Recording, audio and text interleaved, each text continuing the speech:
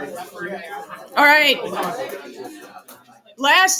Yesterday, we left off and we were talking about the different types of filaments that you can see in the cytoskeleton. This is all internal. So we're talking about all the things that you can find internally in a cell. Some of it is for support, some of it is for movement, some of it is for shape. We did microtubules, we did microfilaments. Those are the big ones. They're hollow. Microtubules are big and hollow. And then the microfilaments, those are small and they're twisted around each other. Two protein strands twisted around each other. And then there's also intermediate filaments. Intermediate filaments, again, you do not need to know the range and size. Just remember they're in the middle. Their job is really to give more of a skeleton shape to a cell, and also to help put the organelles in a specific spot so that they're anchored there. So the intermediate filaments will help anchor the organelles in place so they're not moving around in this cytoplasm that's mostly liquid, mostly water. That is all of 6.6. The next thing I want to talk about is not the inside of the cell, but the exterior of the cell, or the extracellular components that you find in surrounding the cells. Most things are not one cell.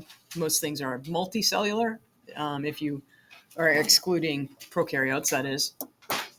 And they do a variety of things to help coordinate the cells to communicate with each other, as well as to anchor the cells now, just like the organelles had been anchored in place. Now, in turn, we need to anchor the cells in place so that the cells can do their job, and anything that's looking for that particular cell will know where to find it.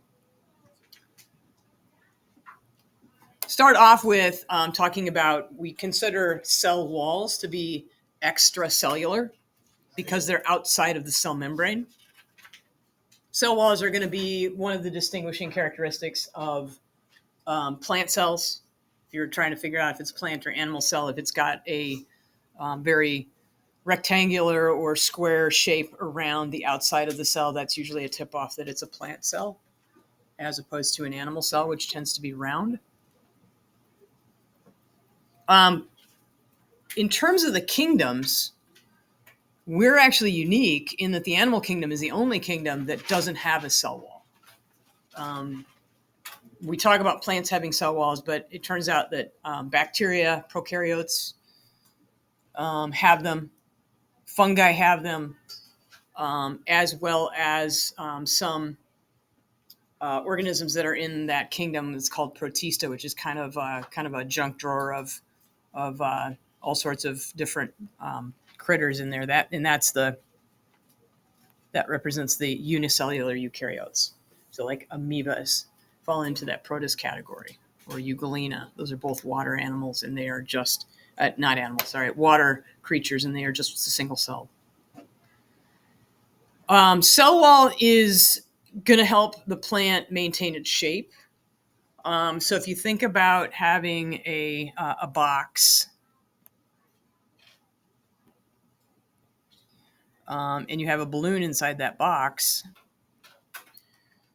and you start to inflate that balloon, there's going to be pressure exerted by the sides of the box. Let's say it's a cardboard box. The cardboard will exert a pressure back at that balloon and keep it from overinflating. So if you continue to try and put air in there, there's only going to be so much air you can force in there before the wall of that cardboard box starts to push back. And what that translates into is the cell membrane can't pop. So it gives it support, and it does prevents too much water from being taken up. So it's not air in this case like a balloon, but now it's water. If too much water gets into an animal cell, what happens to the animal cell? It explodes. It explodes because there's no exterior structure there to keep it from exploding. Right? Plants have that cell wall, and that keeps them from taking up too much water. Plants actually prefer to have as much water as they possibly can in them because they never know when, the next time it's going to get rained or next time you're going to have rain or the next time that their owner is going to actually water them, if it's me, because I'm not very good about watering my plants. And if a plant starts to not get enough water, what happens to it right away? Well, before it dies, it starts to shrink, right? It starts to flap over, wilt, and then that plant needs water, right? And when it gets enough water, then it'll pop back up again against that cell wall. Okay, we'll talk more about that when we get into movement of water and osmosis and diffusion.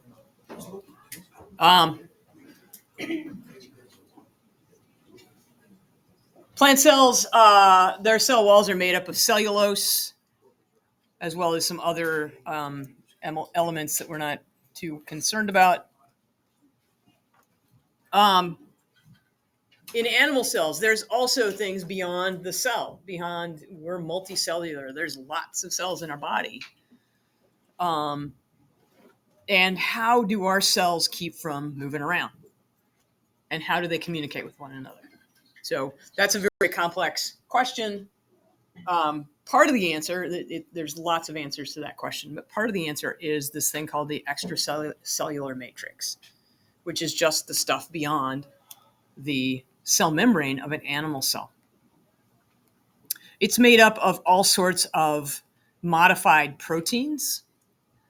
I say modified because they are a protein, but they have bonded to them a glyco. What's a glyco? What do they have bonded to them? What does glyco suggest? Carbohydrate. They have a carbohydrate bonded to them. So they're kind of a combination of a carbohydrate and a protein. And there's all sorts of them. Collagen would be one example. Collagen's found in below your skin. And that's the stuff that collagen starts to break down when you get older and you get wrinkles. And there's some other ones as well. But those fibers are all outside of the cell membrane, but they can link to cells by way of other proteins that are embedded in the cell membrane called integrins. An integrin just really refers to that they are part of the cell membrane. They are integral, an integral part of the cell membrane. So integrins are just kind of a very generic term for proteins that are embedded in the cell membrane. And there's lots and lots of fibers. So if we look at this next slide, we can see that there are all sorts of fibers. There's some, they've represented some of these as purple. And when you're purple, you can't actually see purple. So let's try a different color. So there's some collagen fibers. There's some green ones here that I'll make yellow so you can see them.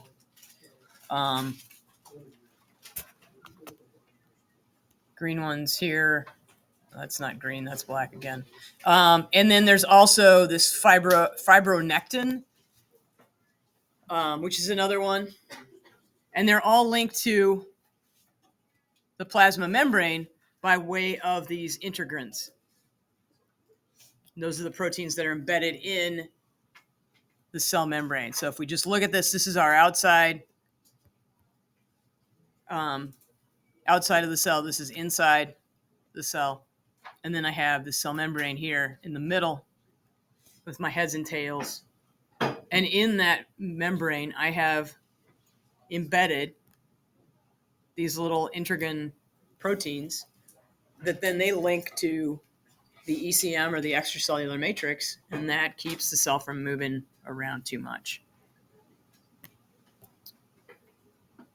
Oof. ECM also regulates a cell by communicating through the integrins. So signals can be relayed through those proteins embedded in the cell membrane. They can influence the cell by causing the nucleus to either make or not make a specific protein by activating or deactivating a gene.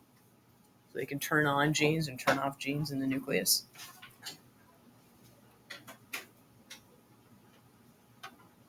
All those things, that communication allows the cell to act in ways that it wouldn't be able to act if it didn't have that information. And that's just beyond the cell. That's not talking about other cells. A lot of our body, there's liquid there. There's interstitial fluid between the cells. And some of that has these proteins that are linking the cells to it so that the cells are not moving around all the time. We also have proteins, well, I shouldn't say proteins. We also have structures that their job is to keep cells together. So, for example, why is a heart a heart? Why is a liver a liver? Well, part of it is because of these cell junctions. It keeps all those cells that are functioning in unison, it keeps them together. Okay, those cell junctions keep them together so that they don't drift apart. They also interact with each other. So there's some communication that goes on because one cell is next to another cell in the liver or the heart. And they can actually pass information or materials from one cell to another. In plants, there are cell junctions. These next few slides are all cell junctions. There are cell junctions called plasmodesmata. It's kind of a fun, weird word. And these are channels that connect what would otherwise be two completely unconnected cells. And this is in plants. So what they do is they actually connect the cytoplasm of one plant cell to the cytoplasm of another. So there's channels there that allow them to just directly move things like water, or they could move some solids, sometimes proteins, RNA. So it's kind of like, I need a little bit of protein. Can you help me out? And he's like, sure, let me just ship it through the plasmodesmata. I mean, because they're right next to each other, they're neighboring cells, they can do that.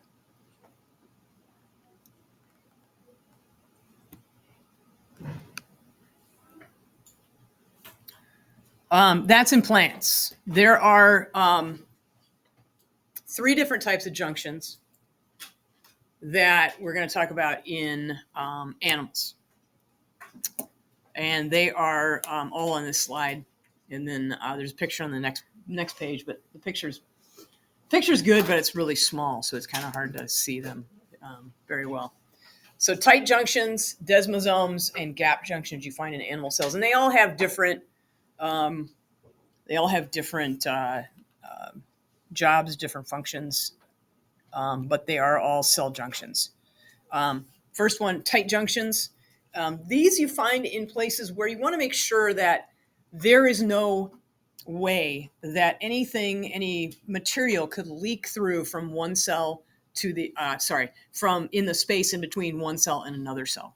So what happens is the cells extend a little bit of their membrane. I'm going to put the membrane in a different color here.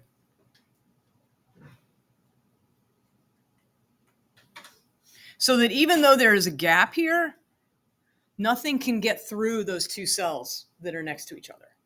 And that's especially important in the stomach. Why might that be important in the stomach? Because there's acid. Yeah. So because there's acid there, we want to make sure that these cells in the stomach, they deal with acid. That's not a problem. They're actually the ones that are secreting the acid. But if that acid was able to get through down to the next layer of cells underneath, those cells could be damaged. They could be destroyed. So we don't want those guys to be hurt. And the way to do that is to have this really tight junction that is part of the membrane that just keeps it continuous with the next cell so that nothing can get through. Desmosomes are take a little less understanding. They're basically just two cells next to each other that are fastened to each other. Their cell membranes are fastened to each other so that they can't move apart. So, I mean, all the time we're moving, we're pressing our skin, there's motion in our body that if cells were not attached to each other in some way, they could fly apart. And so, again, back to our liver or our heart example, these desmosomes connect the cells together so that they're not flying off and traveling to another part of the body. Then the last one is actually something that we see in the nervous system quite a bit. And these are called gap junctions. And this is a little area of cytoplasm where this is kind of like the plasmodesmata in plants, only it's in animals. And this is an area, again, where the cytoplasm is continuous between one cell and another. But now we're talking about animals that allow molecules to be moved from one cell to another. And that is for communication. Those molecules mean something to the other cell that's receiving it. It's like, okay, I need to do this because I just got this chemical message. I don't think psych, I have people in psych, right? I don't think you guys start off with the nervous system anymore, do you?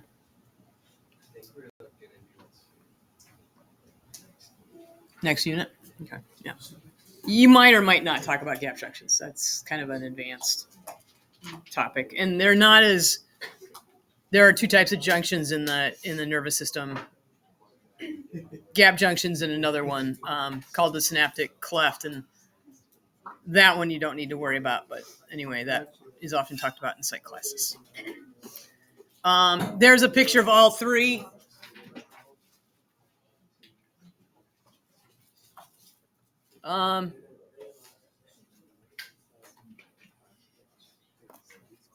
Concept 6.8 is pretty small. It's just one slide here before we get on to the next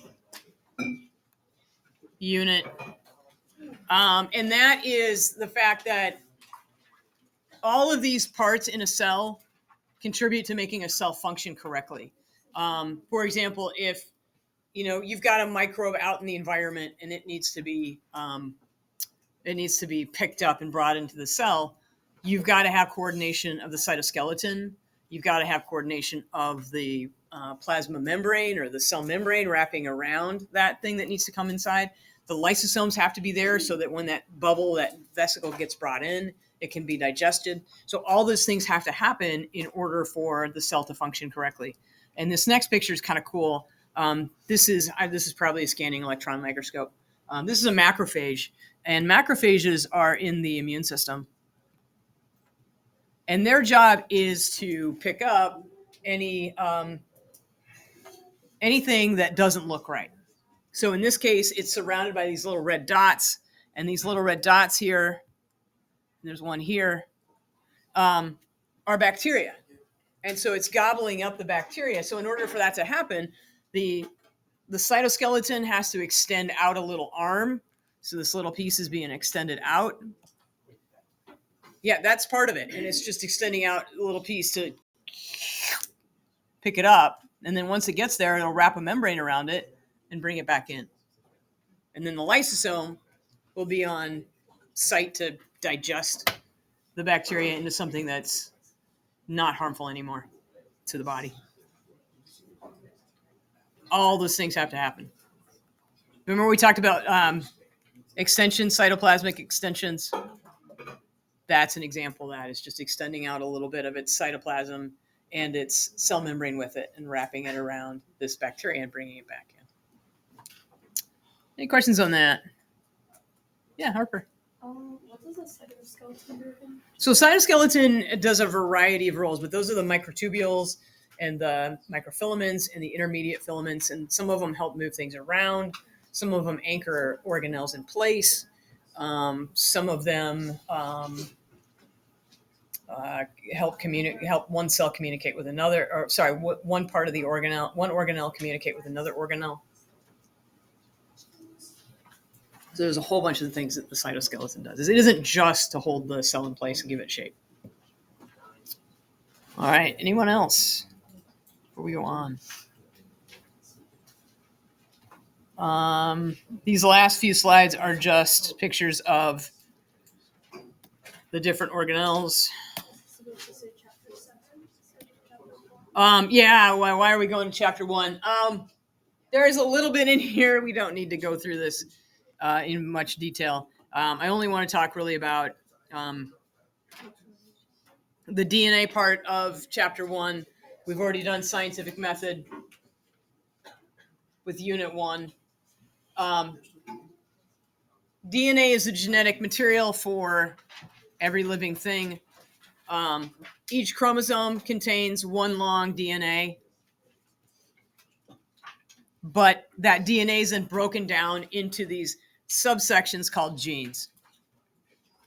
And genes are going to be very important because they are going to be the recipes that code for the production of a particular protein. And if you don't have that recipe, or the recipe's wrong, that protein either won't exist or it won't function correctly. And if it doesn't function correctly, then that could have catastrophic effects. And we'll talk more about that as we go on. There's a picture of baby here. Okay. So the DNA came from the egg and the sperm. Okay, we had that union, right? The fertilization union there. And then baby. And in case you need emphasis of that, there it is again. Baby. In case you're wondering about that. Yeah. So we've already talked about structure of DNA. Those A's, T's, and G's are the things that make a DNA molecule different, or make a gene different. Each code is unique, and if that code is messed up, then the protein is going to be messed up. So for many genes, the sequence provides a blueprint for making a protein. DNA gets transcribed into RNA, and then RNA gets translated into a protein. That whole process is called gene expression. And I just wanted to bring that up because we're going to start talking more about gene expression as we go forward. We've talked about it already. Sometimes it's called protein synthesis, but sometimes it's not a protein. Sometimes it's something else. It could be a lipid. So that's why we call it gene expression, because we're expressing a gene. We're turning it into something. We're making something from that recipe. I think, yep, there it is again. DNA, a copy gets made of it into RNA. And remember, RNA is always going to be single-stranded. It's going to have its U's replacing its T's. And then that will get translated in the ribosome. I'll just say ribo for ribosome. Into a amino acid chain. And then in the end, after it goes through the Golgi, it's going to be a fully functioning protein. In this case, it is a pigment that is in the eye.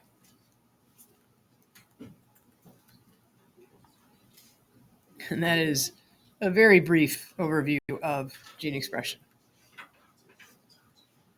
All right. I'm going to spend a little bit of time today talking about chapter 7. And like I said, there is a lab associated with this, and we'll go through that later. But first thing we need to do is we need to talk about a little bit about membranes, life at the edge. Literally, if you're a single cell, you're like the edge of the living thing, right? That's where they came up with this cheesy life at the edge comment. the cell membrane is selectively permeable. It lets some things through and it doesn't let other things. It's picky. It's selective.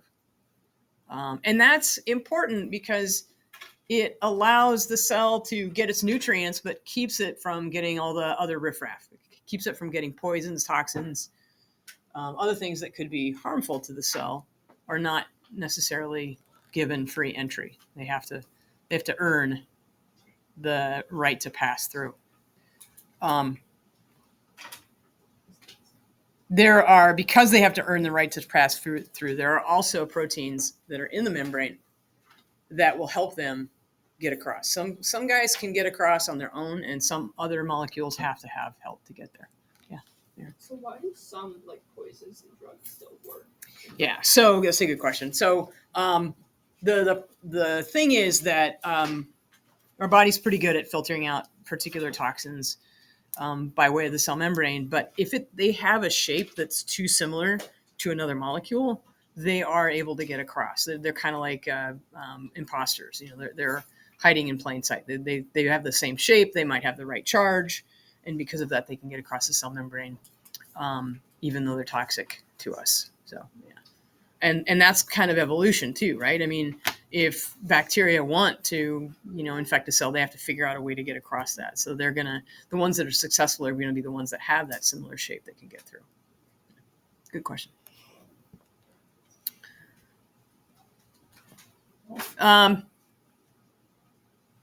Cell membrane is made up. Yeah. Sorry. So you said that they have the same shape and charge. So is that the process that they use to keep away cells that they? A lot of it is, yeah. So a lot of it is whether or not something is hydrophobic or not.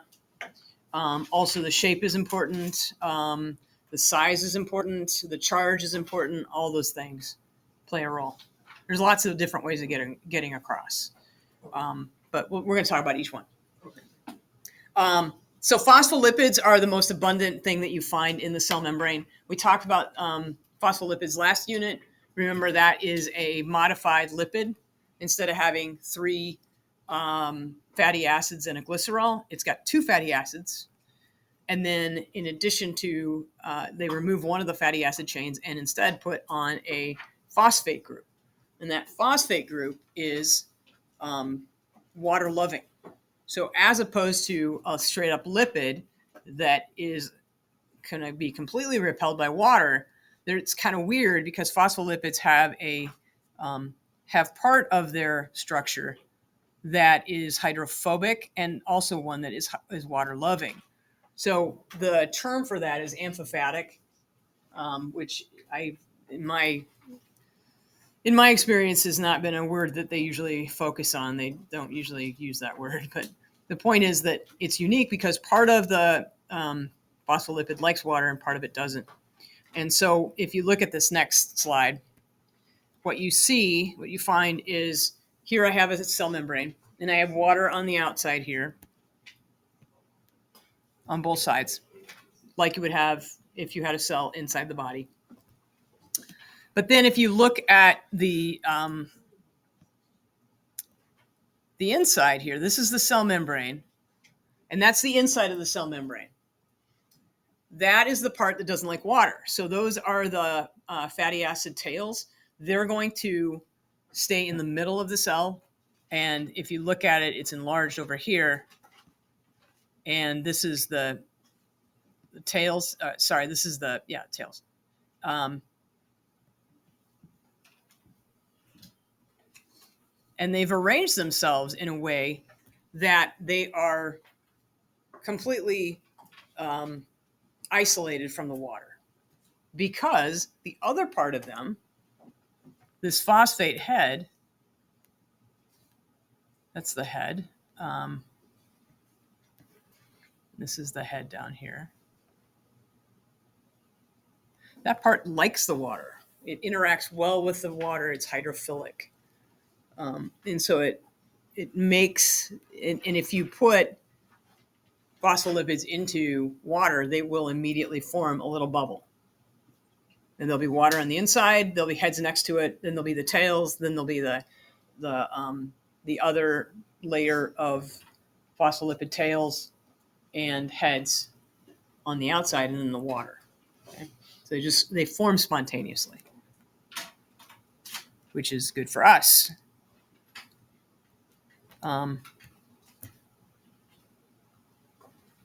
So most of the cell membrane is phospholipids, but that isn't the whole story. There are also a lot of other molecules, and most of them are proteins. The other thing to know about this phospholipid layer is that they're not really attached to each other. And so it's kind of like water, like a boat on water. You know, the boat goes up and down and back and forth depending on wind and currents and things like that. And the cell membrane is kind of like that water. It's moving back and forth and it's moving up and down. It's fluid. Okay? Because it's not, the only thing keeping it the way it is the fact that there's water on the outside and water on the inside. That's keeping it from flying apart. Those tails want to be so far away from the water that they form inside, and that kind of keeps them bonded together, or not bonded together, but it keeps them attached to each other. But then you also have these proteins as well. So those proteins are like boats on the water. There's not as many boats as there is water, but there are all sorts of different proteins that can be stuck in that cell membrane. So this is a very busy picture with lots of things here. And all these, the book uses purple to show you proteins. So whenever you see purple in the book, you're looking at a protein. And so you can see in the cell membrane, I've got a lot of purple here. I've got a lot of, you got some here, I got some here, got some down there, here, and here. And then I also have that extracellular matrix we were talking about. So I've got collagen fibers. I've got some other ones as well that are helping to hold this cell into place so it doesn't move around too much. That's just a blow up here of that. So I've got a fiber here, collagen. I've got another fiber here. And then that's connecting to one of those integrin proteins that's in the cell membrane. Okay. I've got this one over here that's got the little rabbit ears. That's another protein that's embedded.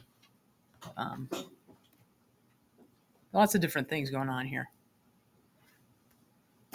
But the membrane is fluid.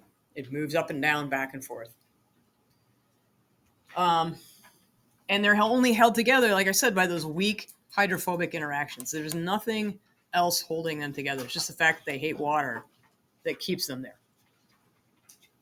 Most of the lipids and some of the proteins can move sideways in the membrane. And occasionally a lipid will actually flip-flop. So if a head is at the bottom in the inside, it might actually flip-flop to the top. It doesn't happen all that often, but it can. There was this experiment, and they actually do this quite often now, and I don't know exactly why they do it, but where they take two different cells from different species of animals that both have cell membranes and phospholipid bilayers, and they put them together. And what they will do over time is they will actually form a hybrid. So you've got the red cells representing, or the red dots representing the mouse cell, and then the human ones representing, the purple ones representing human. And these are proteins. So the red ones are mouse proteins, and the purple ones are human proteins. But you can create a hybrid cell that has the proteins of both of them in one bigger cell. So this is showing that in this last slide here.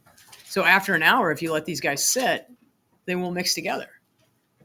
And the reason is because, they're both phospholipid membranes. There's really nothing unique about them at that level anyway. And so they can combine together. And when they do, you get a mix of one cell with both the animal and the human proteins embedded in the membrane. And just showing how it's easy to get them to come together because there's really nothing keeping them attached together other than the fact that they don't like water. All right. Couple more slides. As temperatures cool, membranes switch from being fluid to being more solid, which is why we can't let our body freeze. Because if we get below a certain temperature, our cell membranes will start to freeze, water will expand, and everything will kind of break down. The temperature at which a membrane solidifies depends on the types of lipids that are in them. You could have saturated fats, or you could have unsaturated fats. And membranes that have a lot of unsaturated fats will be more fluid.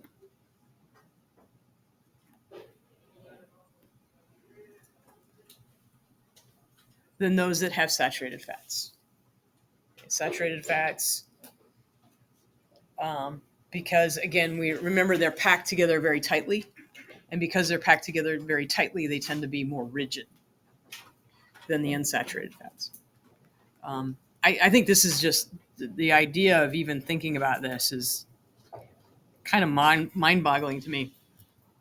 Membranes must be fluid in order to work properly. Membranes are usually about as fluid as, this is a weird term, they said salad oil, but just, like vegetable oil. Isn't that weird? Salad oil is a little weird, right? I mean, who puts, I guess some people do put oil in their salad, but, right? But anyway, I mean, you think about an oil, you don't think about it as being something substantial, right? But it's very flexible, very, very fluid, very able to move. It's just because you've got that weird phospholipid thing that it's able to stay where it is.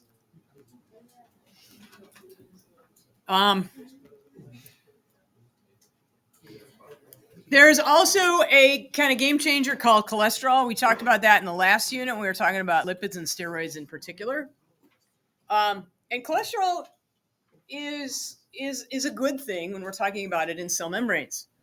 Cholesterol will help moderate the fluidity of a membrane. And it does that in ways that are kind of counterintuitive.